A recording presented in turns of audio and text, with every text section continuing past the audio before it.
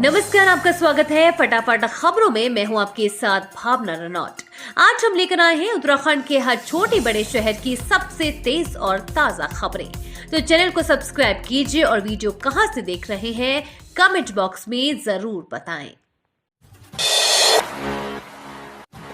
धामी मंत्रिमंडल की बैठक होगी आज। लोकसभा चुनाव के बाद पहली कैबिनेट। लोकसभा चुनाव के बाद शनिवार को धामी मंत्रिमंडल की पहली बैठक होगी। दोपहर 1 बजे से कैबिनेट बैठक शुरू होगी। बता दें कि इससे पहले कल हुई बैठक में मुख्यमंत्री पुष्कर सिंह धामी ने राज्य में संदिग्ध बाहरी लोगों की पहचान के लिए सघन सत्यापन अभियान चलाने के निर्देश दिए और कहा कि बाहरी राज्यों के लोगों के बारे में ये जान ले कि उनका प्रदेश में भूमि खरीदने का उद्देश्य क्या है और उनके खिलाफ कोई आपराधिक मामला तो नहीं चल रहा है। सीएम ने निर्देश राज्य में संदिग्ध और आपराधिक किस्म के लोगों को प्रदेश में बसने से रोकने के उद्देश्य से दिए। बृहस्पतिवार को उन्होंने अपने आवास पर उच्च अधिकारियों की बैठक बुलाई, जिसमें मुख्य सचिव, पुलिस महानिदेशक, सचिव गृह और कई अन्य अधिकारी उपस्थित थे। सीएम ने उनसे सत्यापन अभियान के बारे में जानकारी ली और इसे और अधिक प्रभावी ढंग से चलाने के निर्देश दिए। 24 जून के बाद बहुत भारी बारिश का ऑरेंज अलर्ट। जाने कब पहुंच सकता है मॉनसून। उत्तराखंड में प्री मॉनसून की बारिश होने के बाद अब अगले कुछ दिन तक मौसम खराब रहेगा। मौसम विभाग की ओर से जारी रिपोर्ट के अनुसार प्रदेश में 24 से 30 जून तक मौसम खराब रहने के आसार है। बीच में कुछ दिन बहुत भारी बारिश का ऑरेंज अलर्ट भी जारी किया गया है। वहीं मॉनसून की अब 2 से 3 दिन में प्रदेश में दस्तक दे सकता है। 24 से 26 और 29 जून को नैनीताल, चंपावत, पिथौरागढ़ और बागेश्वर जिलों में अलग अलग स्थानों पर भारी वर्षा होने की संभावना है। पहाड़ी इलाकों में अलग अलग स्थानों पर बिजली चमकने के साथ गरज के साथ बारिश व तेज हवाएं 40 से 50 किलोमीटर प्रति घंटे चलने की भी आशंका है। कैबिनेट मंत्री के प्रेमनगर आश्रम की बनाई फर्जी वेबसाइट, कमरे बुकिंग करने के नाम पर की ठगी।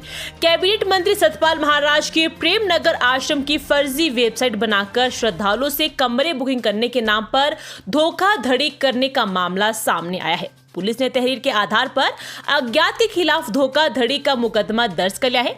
मामले की जांच भी शुरू कर दी गई है। पुलिस के अनुसार पवन कुमार ने शिकायत देकर बताया कि वो रानीपुर मोड़ स्थित प्रेमनगर आश्रम के प्रबंधक हैं। उनके आश्रम में देश भर से श्रद्धालु पहुंचते हैं। उन्हें जानकारी मिली कि प्रेमनगर आश्रम की मिलती जुलती फर्जी वेबसाइट बनाई गई है। आश्रम की रजिस्टर्ड वेबसाइट श्री प्रेमनगर आश्रम.org है। गंगोत्री हाईवे पर अनियंत्रित होकर पलटी मध्य प्रदेश के यात्रियों की बस, मची चीख पुकार। गंगोत्री राष्ट्रीय राजमार्ग पर झाला पुल के पास मध्य प्रदेश के यात्रियों की बस हादसे का शिकार हो गई। बस अचानक अनियंत्रित होकर सड़क पर पलट गई। बस के पलटते ही यात्रियों में चीख पुकार मच गई। हादसे में 4 से 5 यात्री घायल हो गए, जबकि बाकी करीब 20 से ज्यादा यात्री सुरक्षित थे। सूचना मिलते ही मौके पर पहुंची पुलिस ने घायलों को 108 आपातकालीन सेवा के माध्यम से प्राथमिक स्वास्थ्य केंद्र हर्षिल भेजा गया, जहां उनका उपचार चल रहा है। बता दें कि यात्री गंगोत्री धाम जा रहे थे। सुरक्षित यात्रियों को पुलिस को दूसरे वाहन में गंगोत्री धाम भेजा। आपदा राहत बचाव कार्य में लगेंगे 3 हेलीकॉप्टर। पहली बार सरकार अलग से कर रही तैनात। प्रदेश में मानसून सीजन में आपदा राहत बचाव कार्यों के लिए 3 हेलीकॉप्टर तैनात किए जाएंगे। इनके चयन के लिए उत्तराखंड नागरिक उड्डयन एवं विकास प्राधिकरण ने कंपनियों के चयन की प्रक्रिया तेज कर दी है।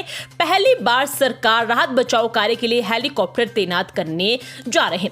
आपदा बाहुल्य उत्तराखंड में हर साल आपदा आने पर राहत बचाव कार्यों में खासी परेशानी होती है। एक हेलीकॉप्टर से जहां राहत बचाव चुनौतीपूर्ण है, तो वहीं कई बार वायुसेना की मदद भी लेनी पड़ती है। इस बार सरकार ने तय किया कि आपदा राहत कार्यों के लिए अलग से हेलीकॉप्टर तैनात किया जाए, जिनका बजट आपदा प्रबंधन विभाग खर्च करेगा। डीबीटी की सारी योजनाओं का लाभ एक क्लिक से देने की तैयारी। सीधे लाभार्थी के खाते में जाएगा पैसा। उत्तराखंड सरकार प्रत्यक्ष लाभ अंतर वाली सभी योजनाओं का लाभ अब एक क्लिक से देने की तैयारी कर रही है। मौजूदा प्रक्रिया में योजना बेशक डीबीटी की है, लेकिन लाभार्थियों के खाते में पैसा कई चरणों से होकर पहुंचता है, जिसमें विलंब हो जाता है। इससे डीबीटी का उद्देश्य भी पूरा नहीं हो पा रहा है। लाभार्थी भी समय समय पर यह मसला सरकार के समक्ष उठाते रहे। मुख्य सचिव राधा रतूड़ी ने भी इस संबंध में शासन के अधिकारियों को निर्देश दिए थे। अब मुख्यमंत्री पुष्कर सिंह धामी ने भी सचिव वित्त और सचिव IT को इसकी शीघ्र व्यवस्था बनाने को कहा है। 7 मोड़ के पास चलती कार के ऊपर गिरा भारी भरकम पेड़, खिड़की तोड़कर निकले बाहर। ऋषिकेश में 7 मोड़ के पास शुक्रवार शाम बड़ा हादसा होने से बच गया। तेज हवाओं के कारण चलती कार के ऊपर अचानक भारी भरकर पेड़ गिर गया। गनीमत रही कि कार सवार लोगों को चोटें नहीं आई। जानकारी के अनुसार कार में 3 लोग सवार थे। कार सवार देहरादून से ऋषिकेश की ओर जा रहे थे, तभी 7 मोड़ के पास अचानक एक पेड़ कार के बोनट पर आ गिरा। पेड़ के गिरते अन्य वाहन भी पीछे ही रुक गए। कार सवार किसी तरह खिड़की का दरवाजा तोड़कर बाहर निकले। उत्तराखंड राज्य सिविल सेवा प्रारंभिक परीक्षा 14 जुलाई को आयोग ने जारी किया परीक्षा कार्यक्रम। उत्तराखंड PCS परीक्षा 2024 की तैयारी में जुटे उम्मीदवारों के लिए अपडेट। उत्तराखंड लोक सेवा आयोग ने उत्तराखंड सम्मिलित राज्य सिविल प्रवर अधीनस्थ सेवा प्रारंभिक परीक्षा 2024 के 14 जुलाई के आयोजन का कार्यक्रम जारी किया है। आयोग द्वारा 20 जून को जारी विज्ञप्ति के अनुसार परीक्षा निर्धारित तिथि को सुबह 10 बजे से दोपहर 12 बजे तक और फिर दोपहर 2 बजे से शाम 4 बजे तक 2-2 घंटे की 2 पालियों में आयोजित की जाएगी। उत्तराखंड PCS ने राज्य 13 जनपदों में परीक्षा केंद्र बनाए जाने की घोषणा की है। यमुनोत्री की यात्रा पर आए आंध्र प्रदेश के यात्री की मौत। धाम में अब तक 28 की गई जान। चारधाम यात्रा के दौरान यात्रियों की मौत का सिलसिला थमने का नाम नहीं ले रहा। शुक्रवार को यमुनोत्री धाम की यात्रा पर आए आंध्र प्रदेश के एक यात्री की मौत हो गई। वहीं धाम की यात्रा के दौरान अब तक 28 यात्रियों की जान जा चुकी है। जानकारी के अनुसार ईस्ट गोदावरी आंध्र प्रदेश निवासी पोटनोरी सूर्य नारायण 75 वर्षीय अपने परिजनों के साथ 4 धाम यात्रा पर आए थे। यमुनोत्री धाम के पास अचानक उनकी तबीयत बिगड़ गई, जिसके बाद उन्हें अचेत अवस्था में जानकी चट्टी अस्पताल पहुंचाया गया। यहां डॉक्टरों ने उन्हें मृत घोषित कर दिया। मामी को ब्लैकमेल कर किया दुष्कर्म, भाजपा कार्यकर्ता पर केस दर्ज। 4 साल पहले भी जेल जा चुका है।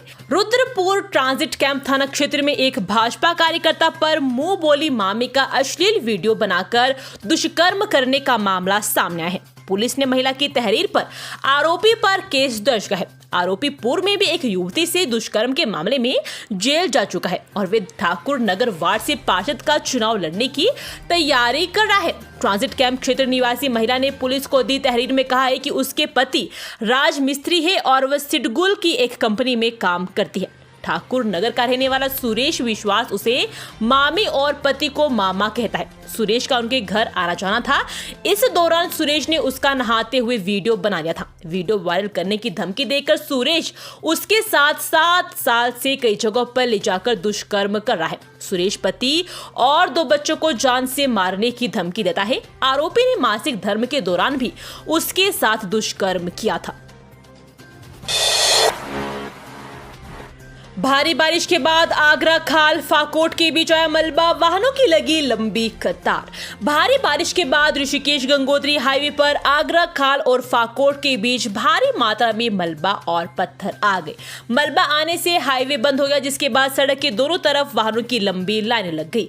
सूचना मिलने पर पुलिसकर्मी घटनास्थल पर पहुंचे और ऑल वेदर रोड कर्मचारी सीमा सड़क संगठन के मजदूरों की मदद से सड़क खोलने का काम शुरू करवाया।